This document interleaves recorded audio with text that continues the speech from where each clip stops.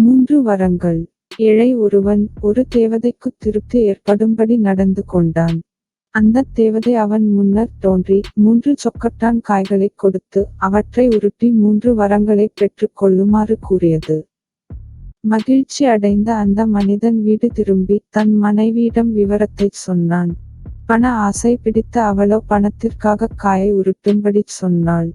அதற்கு அவன், நம் இருவருக்கும் மூக்கு மிகவும் அசிங்கமாக இருக்கிறது. ஊரார் நம்மை பார்த்து சிரிக்கிறார்கள். முதலில் அழகான மூக்கு வேண்டும் என்று காயை உருட்டுவோம் என்றான். ஆனால் பணத்தை விரும்பிய மனைவியோ காயை உருட்டவிடாமல் கணவனின் கையை பிடித்துக் கொண்டாள். கணவனோ திமிரிக் கையை விடுவித்துக் கொண்டு, எங்கள் இருவருக்கும் அழகான மூக்குகள் அமையட்டும், மூக்குகளைத் தவிர வேறு எதுவும் எங்களுக்கு வேண்டாம் என்று காயை உருட்டிவிட்டான். உடனே அவர்கள் இருவர் உடம்பிலும் அழகிய ஆனால் பல மூக்குகள் தோன்றி விட்டன. பல மூக்குகள் இருப்பது அவர்களுக்கு மிகவும் தொந்தரவாக இருந்ததால் மூக்குகளே வேண்டாம் என்று காயை உருட்ட அவர்கள் இருவரும் சம்மதித்தார்கள். அதன்படி உருட்டிய போது மூக்குகளே இல்லாமல் போய்விட்டன. இப்படி 2 வரங்கள் வீணாகிவிட்டன.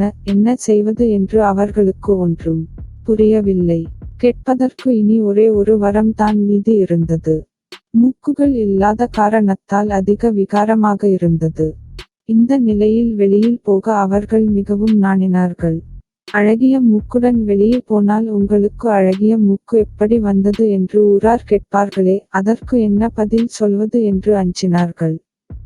தங்கள் மடமையை நினைத்து வருத்தப்பட்டார்கள். அதனால் அழகற்ற பழைய மூக்கு தங்களுக்கு வந்தால் போதும் என்று காயை உருட்டினார்கள்.